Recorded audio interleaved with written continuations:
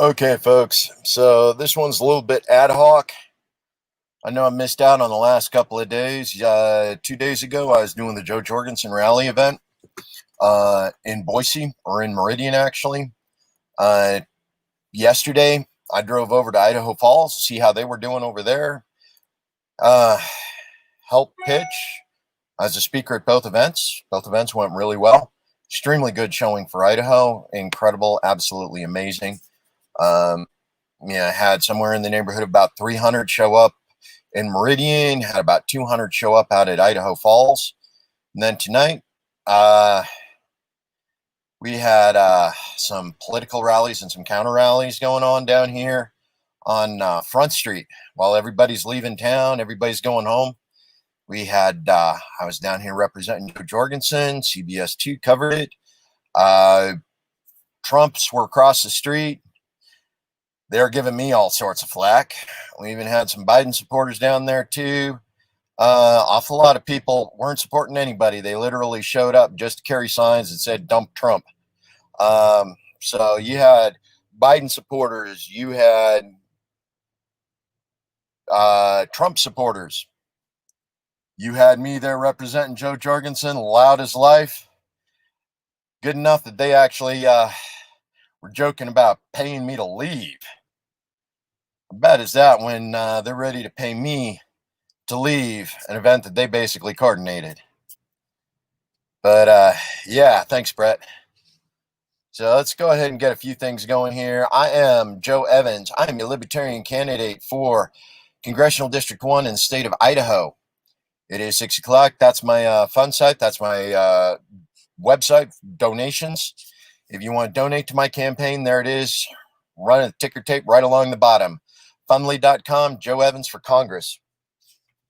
So go ahead, look me up, donate. That's what helps keeps me out on the street, helps keeps me involved with you, gets me to those locations where I can hear about the things that are important to you.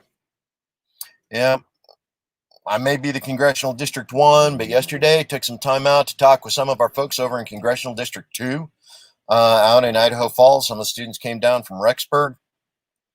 Had a good conversation, a lot of good input, a lot of good back and forth, some real awesome exchanges. Yeah, and then back here, giving the good old-fashioned give and take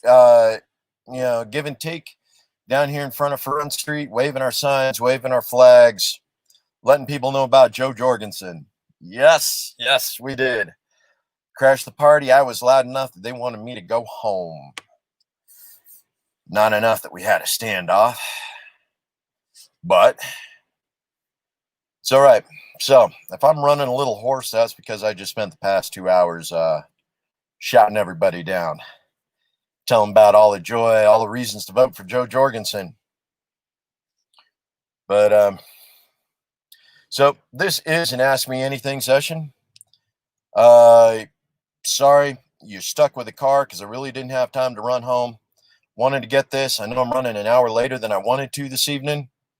I was hoping to do it at 5, but then I found out this rally was going on down here. Yeah, Brett. Love it, man. Absolutely love it. You're putting me out there. You're putting Joe out there. You're putting the other Libertarian candidates for the state of Idaho out there. Absolutely. Get out, make noise. Every one of those opportunities we get. And again, that's part of what tonight was about. But like I said, I'm running an hour late tonight. I was hoping to start this at 5, but the rally, counter rally, the anti-Trump, the pro-Trump, and anybody but Trump, we were there representing that third option.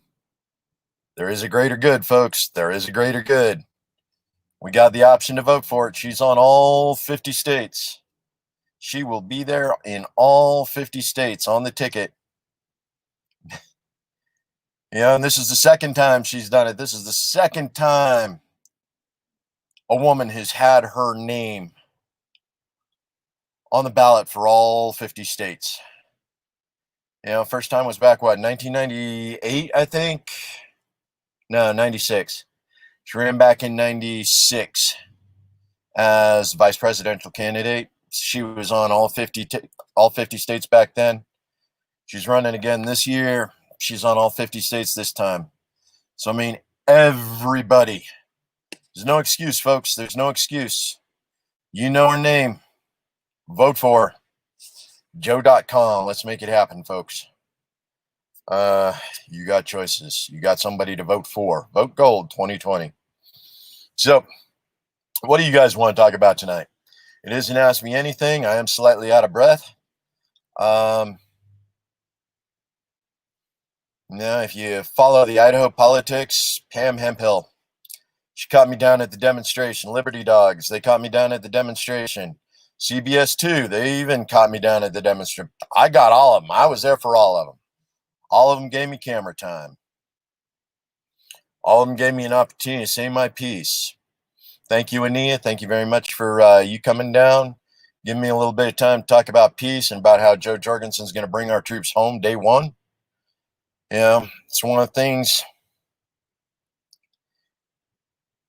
Jo Jorgensen's great. She is going to bring the troops home on day one. But the problem is, Jo Jorgensen is the president. When she wins, she can't actually change the laws so that the next Democrat or the next Republican can't just go back in and send our troops over on some bogus authorized use of military force again. So while Jo is important, she's the one who's going to bring our troops home on day one. That's her promise. We still need a libertarian downtake. We still need libertarian-minded individuals. We still need people who are interested in peace. You know, we need more Thomas Masseys. We need more Justin Amashas. We need more me. You know, sitting in Congress actually saying, you know what? I don't feel that our president should be able to just pick up troops and send them anywhere in the world and start up trash just because the president. We shouldn't be sending troops anywhere in the world unless it's something that the people have decided, unless Congress has decided, unless there has been an actual congressional declaration of war. For those of you that are history buffs, last time we did that was like back in 1944 or something. We declared war against Bulgaria.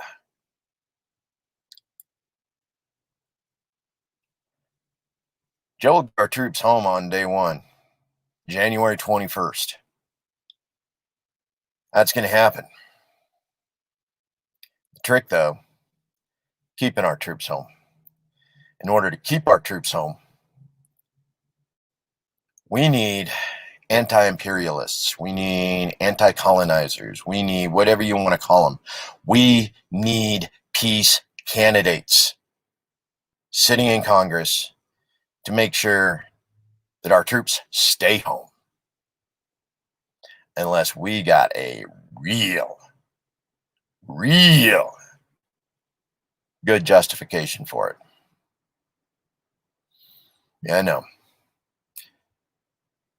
20 years ago, well, 19, it was 19 years ago, America suffered a trauma. Dude, it's been 20 years. It's time to process that trauma and put it behind us. You know, we still can't be raging at people who are now dead. We can't keep killing people who had nothing to do with it just because we haven't processed the rage. We need to bring our troops home. We need to find our peace so that we can let other countries find their peace without us. Let's face it, folks, as long as we haven't processed our rage, as long as we haven't processed our trauma, every place we send troops, we create trauma and drama. We don't bring peace.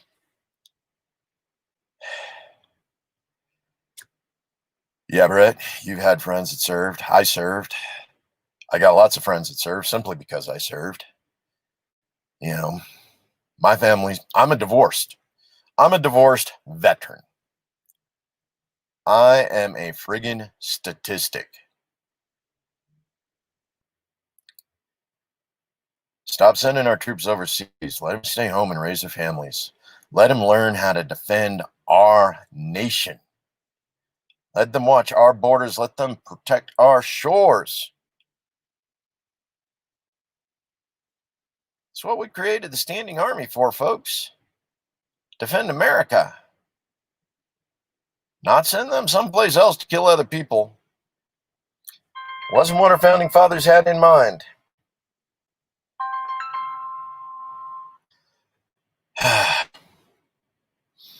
So, peace. I know it's tough. This year was a big surprise for an awful lot of everybody. Back in March, before everything went to hell, nobody was thinking about challenging the status quo. Things were going good. At least we thought they were. We had states that didn't think they were going to get the coronavirus. We had a president that was downplaying it. It's what it is. It's support about fellow man. Our fellow man isn't defined by borders, man. Our fellow man is not defined by borders. We're all human, all the way around the world. Our borders help us define our culture. They help us define our society. They do not define our humanity. That's what it is. Peace. It's how you support all your fellow men, not just your countrymen. Yeah. Feeling good, folks. Feeling good. But important stuff going on, folks. Important stuff. Lots of stuff to consider. Lots of stuff to think about. Back in March, when most of us filed, when most of us were thinking, you know what, we're going to run on the libertarian ticket. We're going to run on the green ticket. We're going to run on, whatever ticket you were, whatever belief, whatever political ideology you thought you believed in, back in March, when it was time to turn in that information, to start up your campaign and go, you know what, this is a good year to grow the party, put the message out.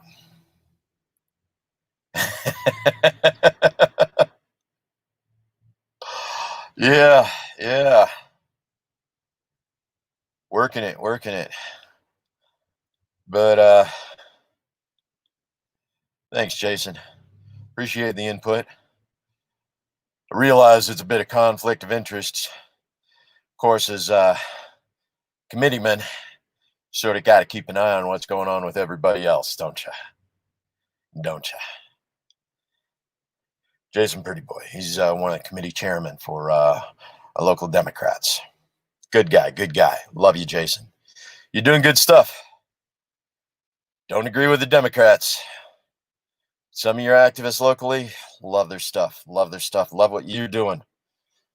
May not love what you're doing as a committeeman, but dude, you're rocking it as an activist. Here we go. Democratic National Committeeman. Putting you on blast, Jason. Putting you on blast. Nah, but Jason's rocking it as a local activist. Damn straight. He's doing some damn good things for America right now. He's doing some damn good things for Idaho. He's doing damn good things for our Black and Indigenous persons of color. Him and his organization, Indigenous Alliance Idaho, rocking it. Doing fantastic, amazing things, building community. Despite political differences, dude, we got a common cause. Community. Common cause. Rock it. I think the idea is to make the pie bigger, isn't it? Enough pie so that there's enough for everybody. We can always bake more pie, right? Bake more pie. But yeah, it's back in March. Some of us were thinking, you know what, we can grow it this year. We can get the message out. We can really grow it. And then boom, May hits. And it's like, wow. Nah, this is different. This is something completely different, folks. We had no idea this was coming. We had no idea COVID-19. We had no idea shutting down the economy. You know, bring it up, make more, build some seats, build a longer table. Maybe someday Ty will invite me to that table she's building. I think I'd like that.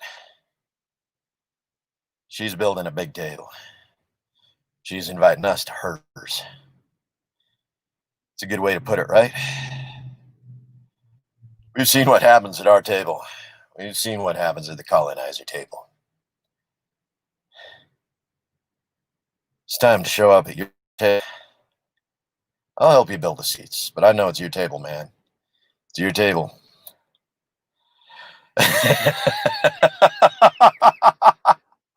Working on it, man. Working on it. Old habits die hard. Old habits die hard. But back to what I was talking about.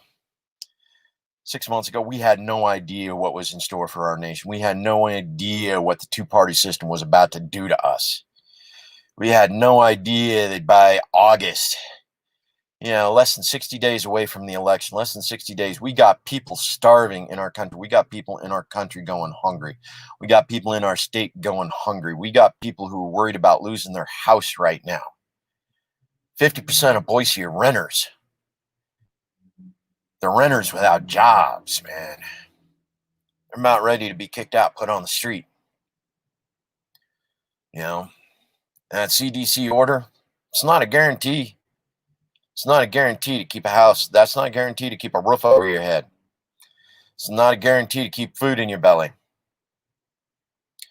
And somehow, while half the nation is going hungry, while half the nation is worried if they're going to have a place to sleep next month, we got 12 billionaires that netted $1 trillion. Yes, $1 trillion. 12 millionaires got richer by $1 trillion. Well, half our nation is starving and out of work. How'd that happen? Dude, how? How do we let it happen? Democrats, the Republicans. Yeah.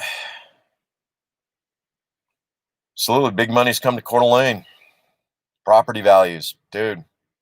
Property values up in Coeur d'Alene. Property values in Idaho, all over the place. Property values in Boise.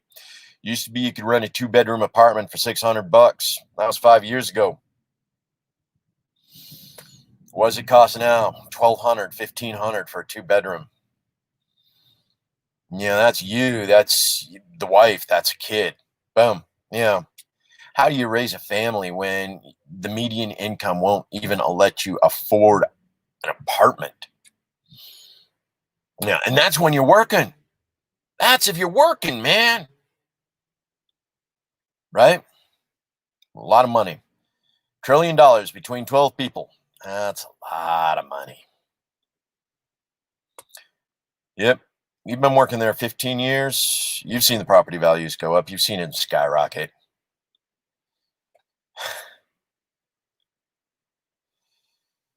It is. Thank you for support on that, Jason. I really do. Thank you for support. I know you got your priorities. I know Rudy's working hard for you guys. I know Rudy's working hard for you. As you know, Rudy and I don't necessarily agree on a lot of things. So, But thanks. Appreciate that. Tampa, 3 years. Rent's gone insane. These are out-of-state property investors, real estate investors. These are people buying up property. They're not even living in these houses that they're buying. They're just buying them to buy them. They don't even have to put anybody in them. It's where it's at, folks. We're reaching a point right now where some of that property is worth more money to those people empty than it is with somebody living in it. BlackRock. Dude, President Trump just turned over the money press to him. They're printing money. They're printing money to buy your property when your bank forecloses on you. Trump gave him the printing press, folks. Just how fair is that? Yeah, way above economy local. I mean, you got somebody who made their millions down in LA, San Francisco, San Jose. Property got too expensive. They sold it to a real estate investor. Real estate investor isn't even going to live in the house they're living in. They're going to buy that property for $1 million, and somebody's going to come up here and pay cash for an 11 square 100-foot house for anywhere from $400,000 to $500,000. $400,000 to $500,000 for a house in Idaho. Ain't nobody working and living in Idaho that can afford a $500,000 house. Ain't gonna happen. Economy's busted, folks. Took the two-party House, do it. Took a two-party Senate to do it. Took both parties in the office of the president to do it. Trump did it. Obama did it. Bush did it. Clinton did it. Dude, it took all of them. Maybe it's time to try something different, folks. Maybe this really is the most important election of our lives. Maybe that's because now is the time to change the way we look at government. It's time to put working class people in. It's time to put servants back in government rather than politicians and takers. It's time for us to look at a little active federal ungovernance in the United States. Let's take a look at some of the things that's dangerous. Who was paying attention to Constitution Day lecture that President Trump was giving us? Who was paying attention to that, folks? Mandatory patriot education. Mandatory. Executive order. Your school wants federal funds. You're going to teach patriotism. Whose patriotism, man? Whose patriotism are we going to teach? Are we going to teach indigenous patriotism? We're going to teach black patriotism. We're going to teach white patriotism. Whose patriotism are we teaching?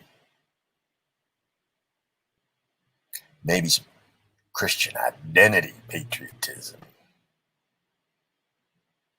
Yeah, that's some scary. Yeah, that's scary, folks. That's something you don't want. No federal agency telling your kids they're going to learn. It's time to get the federal government out of education. A president can write an executive order that dangles money in front of your school board,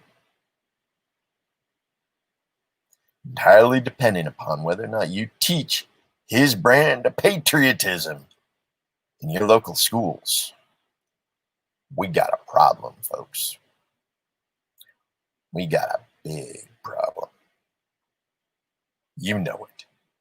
I know it. 40 years, Department of Education, federalization of the American education process. 40 years. What has it done for us, folks? What has it done to America? It's created a situation where a president can write an executive order and decide that your children are going to be indoctrinated to his version of patriotism.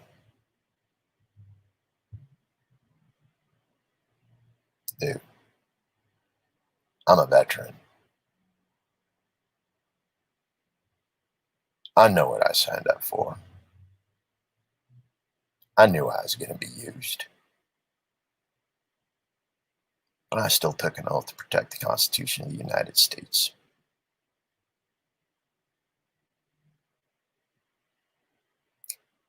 That don't sit right with me, folks. Not in any way, shape, or form. No.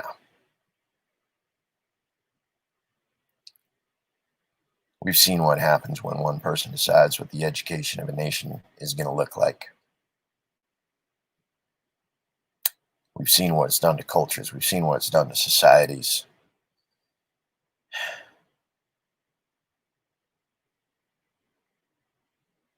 We've seen what it's done to our Black and Indigenous people of color in the United States. We've put young Indigenous people in Christian supremacist institutions to wipe their minds of their culture, of their history, of their heritage. We've indoctrinated Black America into Christian supremacy. We've thrown Japanese Americans into internment camps. We've seen what false patriotism has done to America. And it don't sit right, folks. It don't sit right seeing somebody try and do it again. Trump may be my president now,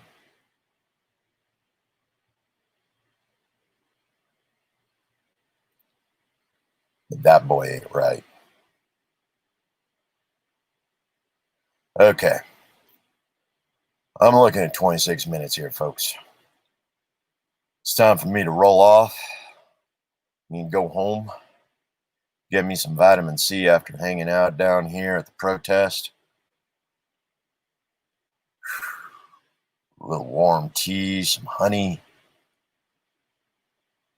Yeah, time for a little throat soothing. So I'm going to be hoarse for a week after tonight. Look me up later. See what's going on. Or a few people caught me on film downtown. Or a few people upset about some of the things I had to say. Yeah, Trump folks. Where's your bump stocks now?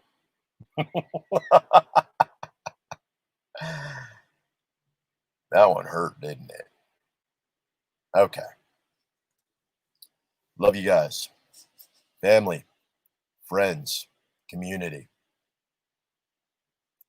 That's what's going to get us through, folks. One day at a time. Love you. Do the good work. Also, donate to my campaign. Look me up. You check the header.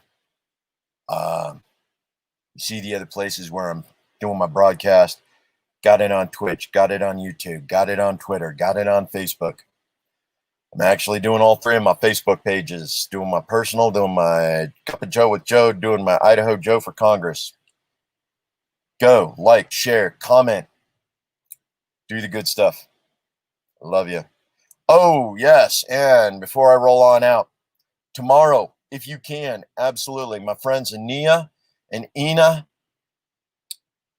putting together this great little shindig for me. Fundraiser and brunch over at Julius Kleiner Park tomorrow, 11 to 1. Come on over, folks. If you can make it, come on over. Show them that you love me as much as they love me. Have a good one.